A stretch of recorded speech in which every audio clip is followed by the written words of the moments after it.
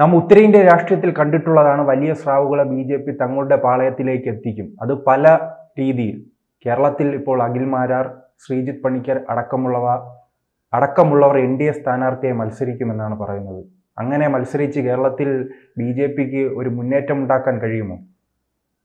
അല്ല, അങ്ങനെ നല്ല സ്ഥാനാർത്ഥികളെ നോക്കിക്കഴിഞ്ഞാൽ മുന്നേറ്റം പെട്ടെന്നുണ്ടാവുമെന്ന് എനിക്കറിയില്ല. എങ്കിൽ പോലും ബി.ജെ.പി. ഇടയിലുള്ള എതിർപ്പും അസ്പൃശ്യതയും കുറേ മാറും. ശ്രീജിത്തിൻ്റെ പേര് മുമ്പേ ഉള്ളതാണ്. ശ്രീജിത്ത് അത് ചെയ്യുമെന്ന് എനിക്കറിയില്ല. ശ്രീജിത്ത് ഇപ്പം തൽക്കാലം രാഷ്ട്രീയത്തിൽ അങ്ങനെ ശ്രീജിത്തിന് താല്പര്യമില്ലെന്നാണ് എനിക്ക് തോന്നിയിട്ടുള്ളത്. അഖിലിന് രാഷ്ട്രീയത്തിൽ താല്പര്യമുള്ളതാണ്. അഖിൽ കോൺഗ്രസ് തന്നെയായിരുന്നു, അടി കിട്ടുന്ന കോൺഗ്രസ് തന്നെയായിരുന്നു. അയാൾ തന്നെ ദാറ്റ് മീൻസ് അയാൾ പണിയെടുക്കുന്നുള്ളത്. അപ്പോൾ അയാളുടെ പേര് അവിടെ കൊട്ടാരക്കര പരിഗണിച്ചിരുന്നു എന്നും തോന്നുന്നു. പക്ഷേ ഇപ്പോൾ ആയിഷ പോറ്റി വന്നപ്പം അവർ കുറച്ചും കൂടി അവർക്ക് ഭിന്നബിലിറ്റി ആയിഷ പറ്റിക്കാൻ തോന്നിയതുകൊണ്ടായിരുന്നു കോൺഗ്രസ് അവരെ പരിഗണിക്കുന്നത്. പിന്നെ അഖിലിനെ പോലുള്ള ആളുകളെ പ്രശ്നം എന്ന് വെച്ചാൽ അഖിലും തന്നെ കയ്യിൽ നിൽക്കില്ല എന്ന് തോന്നിയിട്ടാണ്. നമ്മൾ മെയിൻസ്ട്രീം രാഷ്ട്രീയ പാർട്ടികൾക്ക് അങ്ങനെയുള്ള ആളുകളെ പേടിയാണ്, കയ്യിൽ നിൽക്കില്ല എന്ന്. അഖിൽ പലപ്പോഴും സംസാരിക്കുമ്പോൾ എന്താ പറയുക, കൈവിട്ട വാക്കുപോലെയൊക്കെ സംസാരിച്ചു കളി. അപ്പോൾ അതിനെക്കാട്ടും നല്ലത് സോഫ്റ്റ് സ്പേസ് ആയിട്ടുള്ള ആയിഷ പോറ്റിയാണ് എന്നുള്ളതാണ്. അല്ല, അതാണ് ഞാൻ തുടക്കം സൂചിപ്പിച്ചതുപോലെ തന്നെ ഉത്തരേന്ത്യ രാഷ്ട്രീയത്തിൽ ഇത് കണ്ടിട്ടുണ്ട്. ഈ സാഹിത്യകാരന്മാർ, ചലച്ചിത്ര താരങ്ങൾ, അങ്ങനെയുള്ളവരെല്ലാം ബി.ജെ.പി. പാളയത്തിലേക്ക് വരുന്നത് കേരളത്തിലെ ഒരു മാറ്റമാണോ? അല്ല, അങ്ങനെയുള്ള വരുന്ന ഞാൻ കേട്ടത് ബാദുക്ക, നമ്മളെ ഫിലിം കണ്ടുള്ള ബാദുക്ക വരുമെന്ന് കേട്ടു. അതൊരു നല്ല മാറ്റം. കാരണം എനിക്ക് ഇന്നിപ്പോൾ ബാദുക്ക പിന്നെ പറയുന്നത് കേട്ടോ, അദ്ദേഹത്തിനെതിരെ ഒരു പൊളിറ്റിക്കൽ മൂവാണ്. എനിക്കത് മുമ്പേ സംശയം ഉണ്ടായിരുന്നു. എനിക്ക് അദ്ദേഹത്തെ നമ്പർ കാണി, അവനെ വിളിച്ചു ചോദിച്ചിട്ടില്ല. എന്താണ് അങ്ങനെ ഒരു പ്രൈവസി ഇടവുണ്ടാക്കി വെച്ചിട്ട്. അപ്പോൾ അതൊക്കെ വളരെ സെക്കുലർ ആയിട്ടുള്ള മനുഷ്യനാണ്. ജീവിതത്തിൽ തന്നെ അത്രയും മനസ്സിലാക്കുക, ജീവിതത്തിൽ തന്നെ വളരെ സെക്കുലർ ആയിട്ടുള്ള നല്ല വിശ്വാസമുള്ളൊരു മുസ്ലിമാണ്. ഇപ്പം തന്നെ ബാദുക്കാക്കെതിരെ വന്നിട്ടുള്ള ആരോപണം അത് ഹരീഷ് കണാരൻ വെറുതെ വന്നാന്ന് എനിക്ക് തോന്നിയിട്ട്. ഹരീഷ് കണാരൻ പൈസയൊക്കെ അദ്ദേഹം കൊടുക്കാനുണ്ടാവും. പക്ഷേ ഹരീഷ് കണാരന് വേണ്ടി അദ്ദേഹത്തിനെയും പണിയെടുത്തിട്ടുണ്ട്. ഹരീഷ് എനിക്കൊക്കെ ഞാൻ കോളേജിൽ പഠിക്കാൻ മിമിക്രി കളിച്ച് കോഴിക്കോട് ബാബുവേട്ടൻ വന്ന സാധനം കളിച്ചുകൊണ്ടാണ് ഹരീഷ് ആക്സിഡൻറ്റ് ബാദുക്കാൻ്റെ അടുത്ത് വന്ന. ബാദുക്കാൻ്റെ സുവർണ്ണ കാലഘട്ടത്തിലാണ് ഹരീഷ് ബാദുക്കാൻ്റെ അടുത്ത് വന്നപ്പോഴാണ് ഹരീഷ് രക്ഷപ്പെടുന്നത്. എല്ലാ സിനിമയിലും ഹരീഷ് ഉണ്ട്, മനസ്സിലായി. അപ്പോൾ അതിന് സ്വാഭാവികമായിട്ടും അതൊക്കെ അങ്ങനെ പലരുടെയും രക്ഷപ്പെടുത്തിയിട്ടുണ്ട്. ഇന്നിപ്പം മലയാള സിനിമ വന്നിരിക്കുന്ന പല ആളുകളെ കണ്ടെത്തി രക്ഷപ്പെടുത്തിയ ബാദുക്കാൻ്റെ പങ്ക് വളരെ നിർണായകമാണ്. വേറെ ആൻഡോ ജോസഫാണ്. അപ്പം ബാദുക്ക അപ്പോൾ ആ സമയത്ത് മൂപ്പർക്ക് അദ്ദേഹം ആ രീതിയിൽ പ്രതീക്ഷിച്ചിട്ടുണ്ടാവും. കാരണം ബാക്കി പലരും മൂപ്പർ ആ രീതി സഹായിച്ചിട്ടുണ്ട്. അങ്ങനെ അയാൾ സഹായിച്ചില്ല. അപ്പോൾ അങ്ങനെ സഹായം ഇയാളുടെ ഭാഗത്ത് കിട്ടിയില്ല മാത്രമല്ല, അയാൾ വളരെ ഓപ്പണായിട്ട് അത് മൂപ്പരെ നാണം കെടുത്തുന്ന രീതിയിൽ പറയുകയും ചെയ്തു. അങ്ങനെ നമ്മളോട് നമുക്ക് ഒരു ലൈഫ് ശരിക്കും ഹരീഷിന് കൊടുത്ത അദ്ദേഹമാണ്. അത് അന്വേഷിച്ചു.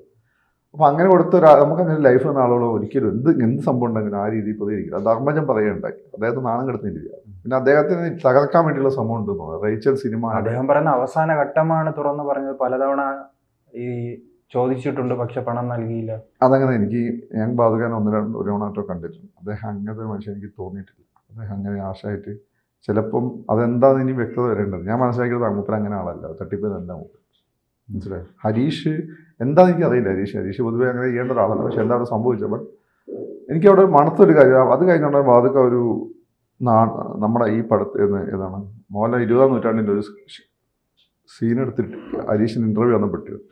അതിൽ പറയുന്നേടാ, നീ അവനെ കണ്ടതോടുകൂടി നിൻ്റെ കാര്യം തോന്നുന്നത് 20-ാം നൂറ്റാണ്ടിൽ ഒരു അച്ചായനുണ്ടല്ലോ, ആ അച്ചായനാണ് സുരേഷ് ഗോപിനും മോഹൻലാലിനും തെറ്റിക്കുന്നത്. ആ ഡയലോഗാണ്. അപ്പോൾ ബാദുക്കാക്ക് എന്തോ അറിയാം, അതുകൊണ്ടാണ് ബാദുക്ക അത് എടുത്തിട്ടത്. അത് ബാദുക്ക എന്ന് പറയുന്നത് പൊളിറ്റിക്കലാണെന്ന് മൂപ്പർ പറയുന്നുണ്ട്. പൊളിറ്റിക്കൽ എന്ന് പറയുന്നതിൻ്റെ ഉറപ്പായിരിക്കും മൂപ്പർ ഹീസ് ഹൈലി സെക്കുലർ. എനിക്കറിയാം. മാത്രമല്ല ഭയങ്കര മമ്മൂക്കാക്ക് ഭയങ്കര വിശ്വാസമാണ് മൂപ്പർ. അങ്ങനെ വിശ്വസ്തനാണ്, ചതിക്കുന്ന ഒരാളെന്നല്ല. ഞാൻ മൂപ്പരെ പറ്റും വേറെ പല ആളുകൾ എന്നോട് പറഞ്ഞിട്ടുണ്ട് ബാദുഷനെ വിശ്വസിക്കാമെന്നു. അല്ല, സാറ് പറഞ്ഞു വരുന്നത് അപ്പോൾ അല്ല ഞാൻ പറഞ്ഞു വരുന്നത് ഇത്രയേ ഉള്ളൂ. അദ്ദേഹം പറയുന്നത് അദ്ദേഹം പൊളിറ്റിക്കലാണ്, ഇത് പൊളിറ്റിക്കലാണ്. പിന്നെ അദ്ദേഹം അതിനുശേഷം അടുത്ത ഇന്റർവ്യൂവിന് അടുത്ത വൈറ്റ് പറയുന്നത് ഞാൻ കോൺഗ്രസ് ബന്ധമുള്ള ആളാണ്, ഞാൻ ദേശീയ രാഷ്ട്രീയ പാർട്ടിയായിട്ട് ഡിസ്കഷൻ. അപ്പോൾ ഇത് കൂട്ടി വായിക്കുമ്പോൾ അദ്ദേഹത്തിനെതിരെ നിൽക്കുന്ന ടീം ഏതാണ്ട് എനിക്കറിയാം. ഞാൻ ആദ്യമേ എനിക്ക് തോന്നിയിട്ടുണ്ട് ഇതിൻ്റെയൊക്കെ പിന്നിലൊരു ചരടുണ്ട്. അതിന് കാരണം ഇദ്ദേഹം ഹൈലി സെക്കുലറാണ്. വർത്തമാനത്തിലുള്ള സെക്കുലറല്ല, ജീവിതത്തിൽ സെക്കുലറാണ്. പിന്നെ അരൂർ ആ മേഖല പോലെ വളരെ കൺവെൻഷണൽ ആയിട്ടുള്ള മുസ്ലിം ഫാമിലിയിൽ നിന്ന് വന്ന് അത്രയും സെക്കുലർ ആകുക എന്ന് വെച്ചാൽ ഡേഞ്ചറസ് ആണ്. മൂപ്പർക്ക് മമ്മൂക്കാൻ്റെയൊക്കെ ബന്ധമുള്ളതാണ് ഈ മൂപ്പര് നേരിട്ട് തൊട്ട് കളിക്കാത്തത്. അപ്പോൾ ഇടക്കാലത്ത് മൂപ്പര് ചെയ്ത് 1-2 സിനിമകളൊക്കെ ഫ്ലോപ്പായി. അപ്പോൾ മൂപ്പര് അത് ക്ഷീണത്തിലെക്കുകയാണ്. ആ ക്ഷീണത്തിലെക്കുന്ന സമയത്ത് ചവിട്ടിക്കൂട്ടാന്നുള്ള ഉദ്ദേശത്തോടു കൂടി ആലോചിച്ച് ചെയ്താണെന്ന് എനിക്ക് തോന്നുന്നു. അതിന് ധർമ്മജനെ കിട്ടിയിട്ടില്ല. മൂപ്പര് ഉള്ളിൽ നന്മയുള്ള ഒരാളാണ് മൂപ്പര്. അപ്പോൾ ഞാൻ പറഞ്ഞു വെച്ചാൽ അതൊക്കെ വലിയ ഇമ്പാക്റ്റ് ഉണ്ടാകും. ബാദുഷാ ഖാനെ പോലെ ഒരാൾ ഇയാൾ അലി അക്ബർ വന്നവരല്ല, മൂപ്പര് ആവശ്യമില്ലാതെ സംസാരിക്കുന്നില്ല, വളരെ കൃത്യമായിട്ട് ചെയ്യുന്ന ഒരാളാണ്, വളരെ പ്രൊഫഷണലായിട്ടും സത്യസന്ധം വിശ്വസിക്കാം. അപ്പോൾ അത് തന്നെ വലിയൊരു ഗുണമെന്ന് വെച്ചത് പല ആളുകളും പറയുന്നത് വിശ്വസിക്കാം. അപ്പം ഞാൻ പറഞ്ഞ ഒരു ഭാഗത്ത് അഖിൽ മാരാർ ഇങ്ങനെ NDA കാൻഡിഡേറ്റ് ആവുന്നു, ബാദുക്ക നാളെ വരികയാണെങ്കിൽ അതൊരു ഇമ്പാക്റ്റ് ഉണ്ടാകും. എനിക്ക് തോന്നുന്നു അങ്ങനെ വരികയാണെങ്കിൽ സുരേഷ് ഗോപിയുടെ ഒരടുത്ത അവസാനം ചെയ്ത സിനിമയിൽ സുരേഷ് ഗോപിയാണ് ഗോപാലേട്ടൻ്റെ പടം ഉണ്ടല്ലോ ഒറ്റക്കൊമ്പൻ, മൂപ്പരൊരു ഉണ്ടാവും. അത് ശരിയാണെങ്കിൽ ന്യൂസ് ശരിയാണെങ്കിൽ ബാദുക്ക വരികയാണെങ്കിൽ വലിയ മാറ്റം ഉണ്ടാകും. ഈ ഹരീഷ് കണാലൻ പറയുന്നൊന്നുമല്ല, അതെന്തോ ഒരു തെറ്റിദ്ധാരണ എന്തൊക്കെ ഒരു പ്രശ്നത്തിന്റെ പുറത്തുണ്ടായ സംഭവം. ബാദുക്ക ഇതിലൂടെ നമുക്ക് മനസ്സിലാവുന്ന കേരളത്തിലെ രാഷ്ട്രീയം പതുക്കെ മാറുകയാണ്. ഒരു വർഗീയ പാർട്ടി എന്ന ലേബൽ മറ്റു പാർട്ടികൾ BJPക്ക് നൽകിയിരുന്നല്ലോ. അത് റിയലൈസേഷനാണ്. എല്ലാ പാർട്ടികളും അറിഞ്ഞോ അറിയാതെ വർഗീയതയൊക്കെ കളിക്കുന്നുണ്ട്. അത് സത്യമാണ്. BJPനെ മാത്രം അവന് നേരിട്ട് RSS ചില കാര്യങ്ങൾ വിചാരധാരയൊക്കെ പറഞ്ഞു വെച്ചുകൊണ്ടും പിന്നെ ബാബറി ബഷീർ പ്രശ്നമാണ് എനിക്ക് കാണുന്നത്. പിന്നെ കലാപങ്ങൾ വെച്ചുകൊണ്ട് അങ്ങനെ ഇമേജ് ഉണ്ടാക്കാൻ എളുപ്പമായിരുന്നു. പക്ഷേ ആ ഇമേജ് ഇപ്പം പതുക്കെ ഇല്ലാതായിക്കൊണ്ടിരിക്കുക. സുരേഷ് ഗോപി വലിയൊരു പങ്ക് വഹിച്ചിട്ടുണ്ട്. Rajeev is very consistent. ഒരു ആന്റി മുസ്ലിം ആന്റി ക്രിസ്ത്യൻ സാധനം രാജീവിന്റെ കയ്യിൽ നിന്ന് വരുന്നില്ല. അങ്ങനെയുള്ള ആളുകളൊക്കെ രാജീവ് മിണ്ടാതാക്കിയിട്ടുണ്ട്. ശോഭാ സുരേന്ദ്രൻ വളരെ കൺസിസ്റ്റന്റ് ആയിട്ട് അവർ നിശബ്ദമായി പ്രവർത്തിച്ചുകൊണ്ടിരിക്കുക. അപ്പോൾ സുരേന്ദ്രൻ പോലും ഒരു ഗണപതി വട്ട ഇനി സുരേന്ദ്രനെ ആവുന്ന വരുമെന്ന് തോന്നുന്നില്ല. പിന്നെ ഈ ഇങ്ങനെ വർത്തമാനം പറഞ്ഞുകൊണ്ടിരുന്ന സന്ദീപ് വാര്യർ പോയി. സന്ദീപ് വചസ്പതി ആണെങ്കിൽ പണ്ടത്തെ വചസ്പതി അല്ല. ഇപ്പോൾ ഓരോ വാക്കും നല്ല കനമാണ്. പണ്ട് കുറച്ച് മുസ്ലിം വിരുദ്ധമൊക്കെ മുമ്പിൽ പറയായിരുന്നു. അപ്പം BJP ഒരു ഔട്ട്റീച്ച് പ്രോഗ്രാം നടക്കുക. അദ്ദേഹം ഇപ്പോൾ സംഘടനാ പ്രവർത്തനത്തിലാണ് കൂടുതൽ ശ്രദ്ധിക്കുന്നത്. അപ്പം ഞാൻ അവൻ്റെ ടോക്സ് ഇടയ്ക്കിടെ കേൾക്കാറുണ്ട്. കാരണം അപ്പോൾ അതിനെ ശ്രദ്ധിക്കാറ് എനിക്ക് വീരമുള്ള ആളുകൾ ഇഷ്ടമാണ്, അവരെ ഞാൻ ശ്രദ്ധിക്കും. അപ്പോൾ അവൻ്റെ സംസാരത്തിൽ വളരെ കൺസിസ്റ്റൻ്റ് ആയിട്ട് അദ്ദേഹം സംസാരിക്കുന്നുണ്ട്. പിന്നെ എന്ത് സംസാരിക്കുന്നത് വെച്ചാൽ ഒരു ഇൻക്ലൂസീവായി സംസാരിക്കുന്നു. അതാണ് സാറ് പറഞ്ഞു എന്ന് നീ ഇത്തിരി കൂട്ടിയാൽ മതി. കഥവർ അബൂബക്കർ മുസ്ലിയാർ പ്രസംഗം, ബാദുക്കാട് ഇന്നത്തെ ഇൻ്റർവ്യൂ, അതിൻ്റെ റിസൾട്ട് ഇനി വരേണ്ടതുണ്ട്. നമ്മൾ സൂചനകൾ കാണിക്കുന്നത്. കാരണം അദ്ദേഹത്തെ വേട്ടയാടുന്ന ആരാ എനിക്ക് കൃത്യമായിട്ട് ഒരു ധാരണയുണ്ട്. അത് സെക്യുലറിസം പറയും, സെക്യുലറിസത്തിനെതിരെ നിൽക്കുകയും ചെയ്യുന്നവരാണ്. അവർക്ക് ഗ്ലോബൽ അജണ്ടയുണ്ട്. മൂന്നാമത്തത് പിന്നെ ഈ നമ്മുടെ മാരാർ, ഇതെല്ലാം BJP ഗുണകരമാണ്. ഇതിന് പിന്നെ രാജീവിൻ്റെ ഒരു സാന്നിധ്യം കൂടി നമ്മൾ കാണണം. 2020 വരവ് ഇമ്പോസിബിൾ ആയി, അതാണ് പറഞ്ഞത്, ഇമ്പോസിബിൾ ആയത് പോസിബിൾ ആക്കുക എന്നുള്ളതാണ്. രാജീവ് ഒരു തരത്തിലുള്ള അവകാശവാദം ഇതുവരെ രാജീവ് ഉന്നയിച്ചിട്ടില്ല. രാജീവ് ഞാൻ നിന്നോട് പലപ്പോഴും പറഞ്ഞില്ലേ, നിശബ്ദമായിരുന്ന പണിയാണ്. അത് പോസിറ്റീവാണ് രാജീവ്. അതാണ് നമ്മളിപ്പം കാണുന്നത്. ഈ തദ്ദേശ സ്വയംഭരണ തെരഞ്ഞെടുപ്പിന് മുമ്പ് രാജീവിന്റെ വലിയ സാന്നിധ്യം ഉണ്ടായിരുന്ന വലിയ തയ്യാറെടുപ്പുകൾ ഉണ്ടായിരുന്നു. ആ തയ്യാറെടുപ്പ് ഇപ്പോൾ കാണാൻ കഴിയുന്നുണ്ടോ? അത് തയ്യാറെടുപ്പിന് ഫലം കണ്ടല്ലോ, തിരുവനന്തപുരം കിട്ടിയില്ലേ.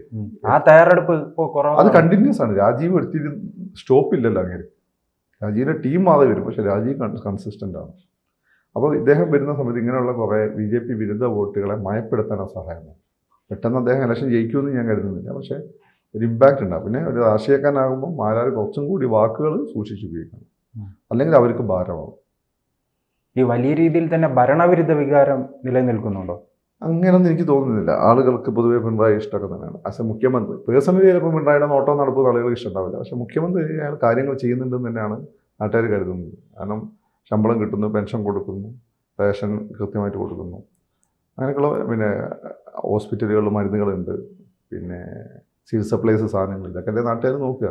അല്ലാണ്ട് നമ്മളിപ്പം ഞാൻ കഴിഞ്ഞ ദിവസം പറഞ്ഞു സ്വിഫ്റ്റ് കാർ കണ്ട് മടുത്തൊരു പ്രശ്നം. എങ്കിലും ആളുകൾ സ്വിഫ്റ്റ് കാർ എടുക്കുന്നത് എന്തുകൊണ്ടാണ്? അവർക്ക് അഫോർഡബിൾ ആണത്. ആ സമയത്ത് പുന്തോ എന്ന് പറഞ്ഞ വണ്ടി ഉണ്ടായിരുന്നു ഫിയറ്റിൻ്റെ, നല്ല പെർഫോമൻസാണ്. പക്ഷേ നമ്മളെ സർവീസ് ചെയ്ത് നമ്മളെ കുടുംബം മുടിഞ്ഞു. അതുപോലെ കേരളത്തിലെ സ്വിഫ്റ്റാണ് ആര്? പിണറായി. അപ്പം കണ്ട് മടുത്തു എന്നല്ലാതെ ഫൈനലി ജനങ്ങളെ ഒരു വണ്ടി എടുക്കുമ്പോൾ ആളുകൾ അവസാനം സ്വിഫ്റ്റിൽ പോയി നിൽക്കും. അതാണ് ഇപ്പോൾ ആണെങ്കിൽ ടാറ്റയുടെ വണ്ടി ടിയാഗോ, അതാണ് ആളുകളെ പൊതുവെ ഏറ്റവും കൂടുതൽ വിൽക്കപ്പെടുന്നത്. അതിൽ പോയി നിൽക്കും. അതാണ് പിണറായി. കൂടുതൽ വാർത്തകളും വിശേഷങ്ങളും നിങ്ങളിലേക്ക് എത്താൻ ABC മലയാളം സബ്സ്ക്രൈബ് ചെയ്യുക, ബെൽ ബട്ടണും അമർത്തുക.